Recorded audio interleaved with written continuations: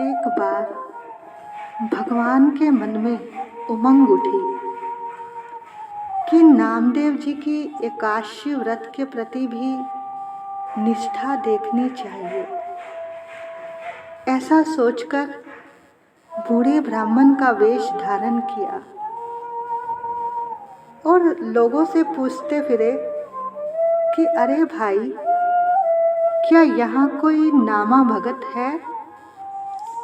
सुना है वो भूखे दुखी साधु ब्राह्मण की खूब सेवा करता है। तो लोगों ने नामदेव जी का घर दिखा दिया। अब पहुंचकर रट लगाने लगे, मैं भूखा हूँ, मुझे अन्न की भिक्षा चाहिए, मैं भूखा हूँ, मुझे अन्न की भिक्षा चाहिए। तब नामदेव जी ने कहा, बाबा प्रणाम, पर आज तो हमारा व्रत है, आइए आप भी फलाहार कर लीजिए। तब ब्राह्मण ने कहा, आपका व्रत है तो चाहे आप फलाहार करो या निराहार, मुझे तो अन्न की भिक्षा दो। तब नामदेव जी ने हाथ जोड़कर कहा, महाराज आप दूध पी लीजिए, दही खा लीजिए, फल खा लीजिए। तब ब्राह्मण बोला, अरे ये तो खांसी जुकाम करता है। तो नामदेव, तुम्हें मुझे अन्न ही देना चाहिए। क्या तुम मुझे अन्न नहीं दोगे? इसका मतलब मुझे अन्न नहीं मिलेगा। तब नामदेव जी ने कहा, एकादशी के दिन अन्न लेना और अन्न देना दोनों ही पाप हैं। ये सुनकर ब्राह्मण देवता बिगड़े कि मैं यहाँ पर तुम्हारा उपदेश सुनने नहीं आया हूँ, मुझे जैसे तैसे 2 मुट्ठी अन्न दे दो। तब नामदेव जी ने कहा, मैं आज अन्न नहीं दे सकता ब्राह्मण देवता। अब ब्राह्मण कहे कि मैं आज यहीं से अन्न लेकर जाऊंगा। अब तो भैया सारा गांव इकट्ठा हो गया। लोग ब्राह्मण को बहुत समझाने लगे कि बाबा, जब ये नहीं दे रहा अन्न तो आप हमारे यहाँ से ले लो, छोड़िए इसको। तब बाबा ने कहा, आज देख ली इसकी साधुता, ये सब ढोंग है। तब ब्राह्मण ने कहा, अगर मैं सही ब्राह्मण हूँ तो लूंगा तो यहीं से, नहीं तो अपने प्राण त्याग दूंगा। अब ये सुनकर लोग नामदेव जी को समझाने लगे कि भैया, क्यों ब्रह्म हत्या का पाप अपने सिर पर ले रहे हो? दे दो इसे अन्न, 2 मुट्ठी अन्न में तुम्हारा क्या बिगड़ जाएगा? तब श्री नामदेव जी ने कहा, यदि मैं पक्का भक्त हूँ तो चाहे मैं मर जाऊं, पर मैं आज के दिन अन्न का दान नहीं करूंगा। अब लोग हार कर अपने अपने घर चले गए। अब उस ब्राह्मण ने क्या किया? अपने प्राण त्याग दिए। अब नामदेव जी ने अपने कीर्तन का नियम पूरा किया और रात भर जागरण करके प्रातःकाल ही उस मृतक ब्राह्मण का सिर अपनी गोदी में रखा और नामदेव भी उसके साथ जैसे ही चिता में जलने के लिए तैयार हो गए। अब जैसे ही आग लगाई, तभी भगवान उसी समय प्रकट हो गए। बोलो भक्तवत्सल भगवान की जय। और बोले, नामा मैंने तो तुम्हारी परीक्षा ली थी। और दर्शन देकर भगवान अंतर ध्यान हो गए। तब सभी गांव वाले नामदेव जी के चरणों में आकर गिर गए। तो नामदेव जी की भक्ति के बारे में कहाँ तक वर्णन करें। इनके और भी बड़े प्रसंग आते हैं। अब इसी तरह से एक बार नामदेव जी की झोपड़ी में आग लग गई। अब नामदेव जी भजन कर रहे थे। बाहर थे वो पेड़ के नीचे। पड़ोसियों ने बताया कि आपके घर आग लग गई है, जल्दी चलो। पर ये नहीं उठे। अब गांव वालों ने जो हो सका वो सामान निकाल कर बचा लिया। अब जब ये भजन से उठे तो जो सामान बाहर था वो भी इन्होंने अग्नि में डाल दिया कि ये सब भगवान का ही तो है और अग्नि भी भगवान का ही रूप है। अब गांव वालों को गुस्सा आया कि एक तो हमने इनका भला किया, उल्टा इन्होंने हमारा ही बेवकूफ़ बनाया। अब पंचायत हुई कि कोई भी इनकी छप्पर डलवाने में मदद नहीं करेगा, यानी इनकी कुटिया बनवाने में अब कोई मदद नहीं करेगा। अब देखते हैं ये कैसे रहेंगे। अब भैया उन दिनों सर्दी थी, खूब सर्दियों के दिन थे। ये बेचारे बाहर ही ठिठुरते रहे और लोग अपने मकानों में मौज करते। अब भगवान से अपने भक्त का कष्ट देखा नहीं गया। अतः उन्होंने अपने पार्षदों से कहा, चलो भाई, अब हम सबको ही इनका छप्पर डालकर आना है। अब पार्षद सोचने लगे कि प्रभु के तो एक इशारे से अनेकों ब्रह्मांड बनते बिगड़ते हैं, पर फिर भी प्रभु की आज्ञा से वो चलने लगे। तब रुक्मणी जी ने कहा, मैं भी चलूंगी। तब भगवान ने कहा, अगर चलना है तो वहाँ जाकर कुछ काम भी करना है, मेरे भक्त की कोई सेवा भी करनी है, केवल तमाशा नहीं देखना। अब रुक्मणी जी ने कहा, जी प्रभु। उन्होंने स्वीकार कर लिया। अब भगवान के साथ सारे पार्षद मिलकर छप्पर डाल रहे हैं। रुक्मणी जी लकड़ी, रस्सी आदि ला रही हैं। जब छप्पर डल गया तो भगवान ने रुक्मणी जी से कहा कि देवी, दीवारें बहुत काली हैं, इसकी पुताई करो। अब महारानी रुक्मणी जी ने सारी पुताई की और चौका लगाया। श्री कृष्ण और रुक्मणी जी ने अपने आप को बहुत धन्य माना नामदेव जी का छप्पर डालने पर, क्योंकि भगवान को अपने भक्त बहुत प्रिय हैं।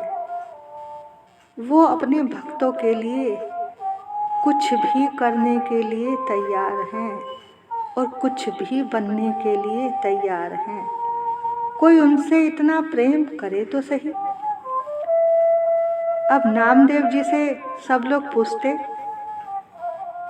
भैया तुम्हारा ये छप्पर किसने डाला है और क्या मजदूरी दी है इसकी? तब नामदेव जी कहते, भैया मजदूरी बहुत महंगी पड़ेगी तुमको। पहले तो उस छप्पर डालने वाले पर अपने तन मन प्राण न्यौछावर करने पड़ेंगे। सारी दुनिया से नाता तोड़कर उस प्रभु से नाता जोड़ना होगा और फिर अपने घर में आग लगानी होगी। जो बाहर भी है उसे भी अग्नि में फूंकना पड़ेगा, यानी अपनी ममता, अपना अहंकार, क्रोध सबको जलाना होगा। ये है उस छप्पर की कीमत। इसी तरह से एक और प्रसंग आता है। अब इसके बाद एक बार नामदेव जी ने विचार किया कि पहले श्री पंढरीनाथ जी का दर्शन कर लूं और रोजाना जो नित्य नियम का पद प्रभु को सुनाता हूँ वो सुना लूं, तब घर चलूं। अब जब ये मंदिर पहुँचे तो देखा वहाँ बहुत भीड़ है। अब नामदेव जी ने सोचा, बड़ी मुश्किल से पैसे बचाकर जूते खरीदे हैं, कोई उठाकर न ले जाए। यदि कोई ले गया तो मन उसी में अटका रहेगा, ध्यान भगवान में नहीं लगेगा। ऐसा सोचकर जूते कपड़े में बांधे और अंदर ले गए। अब जब अंदर गए, प्रभु के दर्शन किए तो ये उछल उछल कर भगवान का दर्शन कर रहे थे, क्योंकि भीड़ थी। तो किसी ने इनके जूते देख लिए, तब पंडों ने इन्हें मारकर धक्का देकर बाहर निकाल दिया।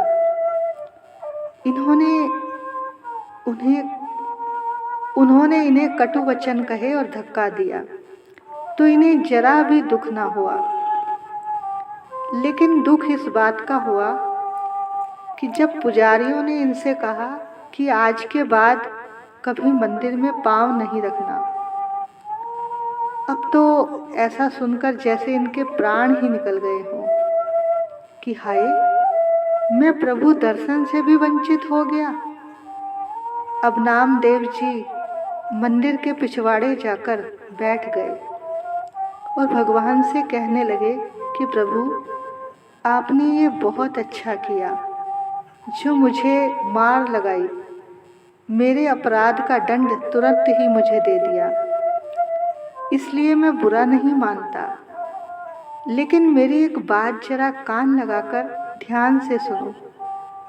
मैं आपसे और कुछ भी नहीं चाहता हूँ। मेरे लिए ये मंदिर का पीछे का स्थान भी ठीक है। अब मुझे यहाँ से मत हटाना। मैं जानता हूँ प्रभु, मैं अधम अपराधी आपके सन्मुख जाने लायक नहीं हूँ। उस समय श्री नामदेव जी ने बड़ी दीनता से भरकर एक पद गाया। हीन है जाति मेरी जादव राई, कली मैं नामा इहा काहे को पठाए। ताल पखाओ जो बाजे पातुरी नाचे, हमरी भक्ति विठ्ठल काहे को राचे। पंडर प्रभु जो वचन सुनीछे, नाम देव कह दर्शन दीछे, नाम देव कह दर्शन दीछे। कहते हैं इस तरह से श्री नामदेव जी अपना दुख व्यक्त कर ही रहे थे कि इतने में वहाँ पर कबीरदास जी प्रकट हो गए और बोले, भैया, भगवान के यहाँ हम गरीबों का गुजर नहीं है, चलो यहाँ से। अब नामदेव जी जैसे ही चलने लगे, ये देखकर भगवान से रहा नहीं गया। वो भयभीत हो गए कि दो भक्त आपस में मिल गए हैं और जल्दी से प्रकट हो गए और बोले, मुझे तो आप जैसे भक्त ही प्रिय हैं। मैं आप लोगों के बिना एक क्षण भी नहीं रह सकता। पर इतने पर भी जब दोनों भक्त राजी नहीं हुए, तब भगवान ने इनके देखते देखते मंदिर का मुख भी इनकी ओर घुमा लिया।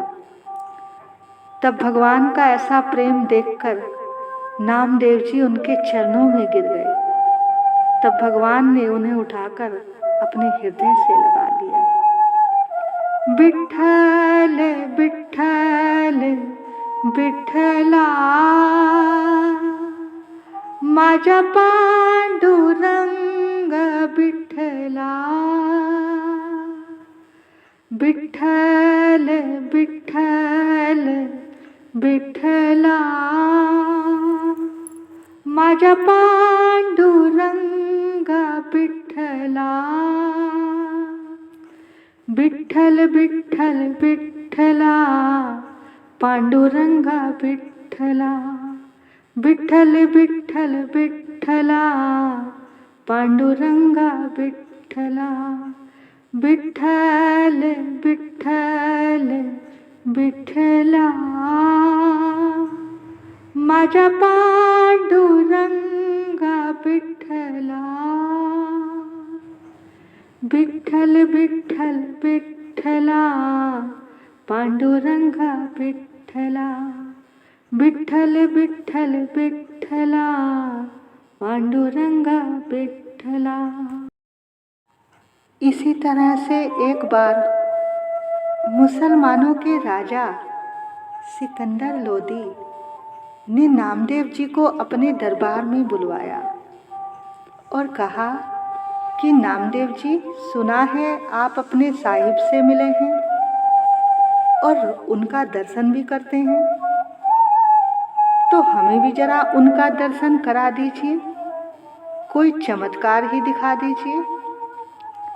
तब नामदेव जी ने कहा, यदि हम में कोई शक्ति या चमत्कार होता तो फिर दिन भर खाने के लिए काम धंधा ही क्यों करते। हमें तो सिलाई छपाई का काम करके जो मिल जाता है उसे मैं संतों के संग बांटकर खाता हूँ और उन्हीं संतों की सेवा के प्रताप से लोग मुझे भक्त समझते हैं और दूर दूर तक मेरा नाम फैल गया है। तभी आपने भी हमें दरबार में बुलाया है। जब नामदेव जी कोई भी चमत्कार दिखाने के लिए राजी नहीं हुए तो राजा ने उनके सामने एक गाय को मार डाला और कहा, इसे पुनः जीवित करो, नहीं तो मैं तुम्हें अभी इस तलवार से मार दूंगा। अब अपने सामने गाय को मरती देख उनसे रहा नहीं गया। उन्होंने अपनी सिद्धता दिखाने के लिए नहीं बल्कि गाय को बचाने के लिए श्री नामदेव जी ने प्रभु से प्रार्थना की।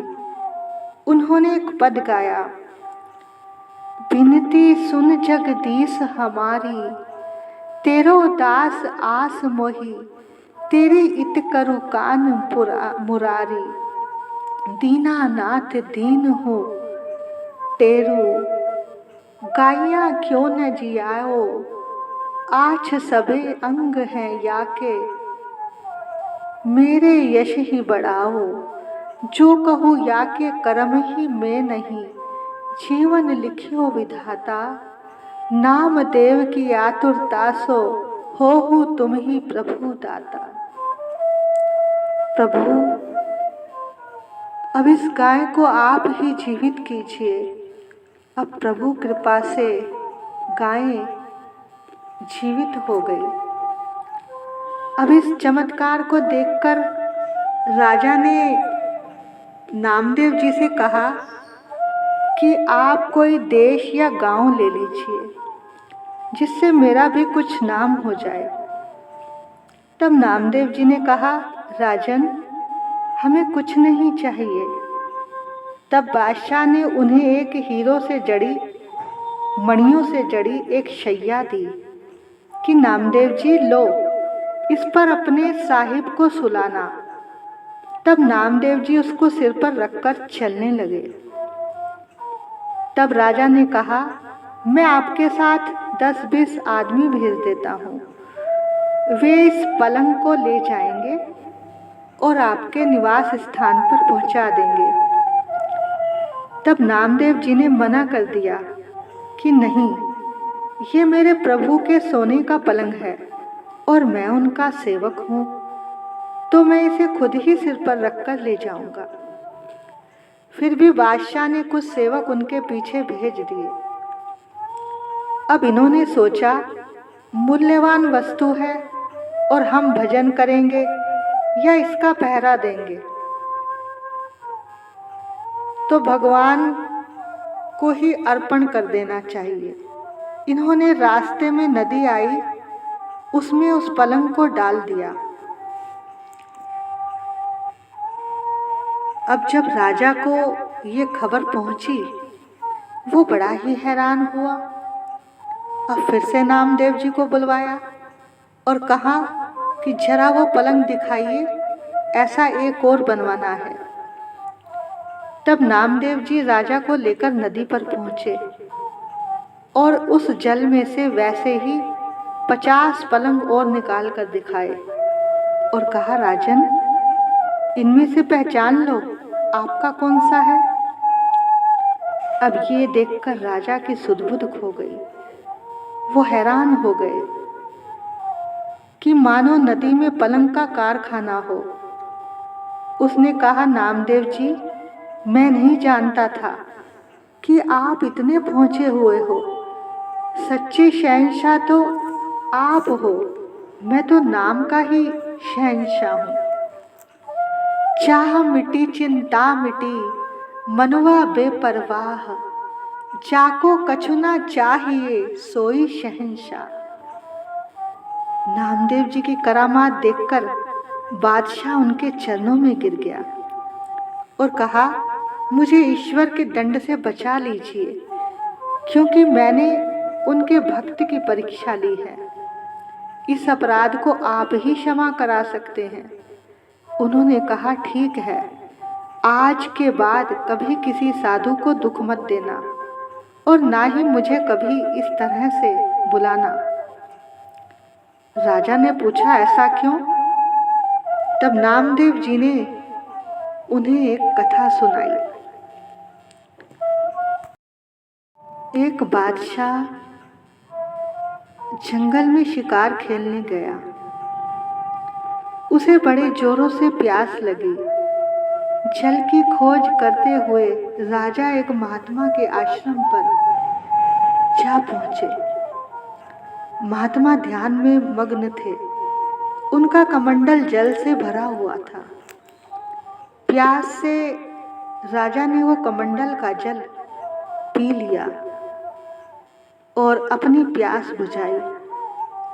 अब इतने में राजा के जो सेवक थे वो भी सुगंधित जल लेकर आ गए। राजा ने वो जल उनके कमंडल में डाल दिया और वहां से अपने देश चला आया। अब जब वो संत समाधि से उठे तो उन्होंने वो जल पी लिया।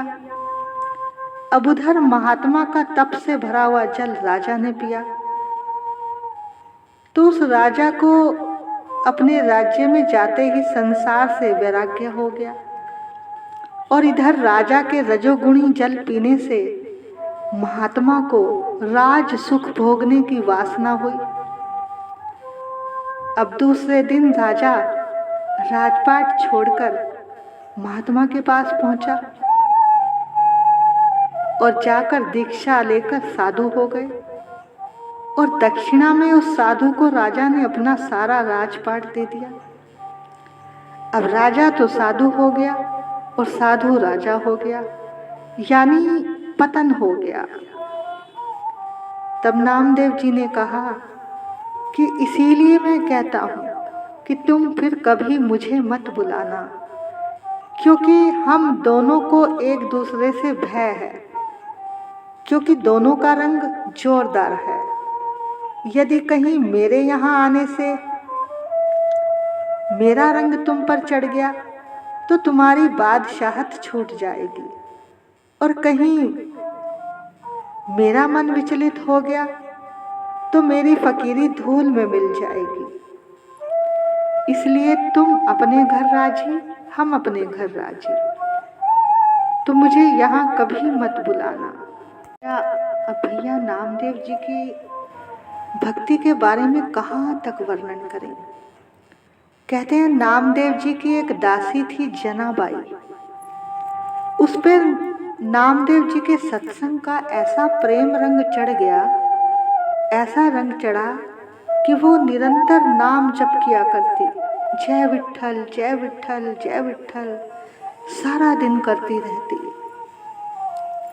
अब एक बार जनाबाई की भक्ति की प्रशंसा सुनकर कबीरदास जी काशी से पैदल चलकर पंढरपुर पहुंच गए।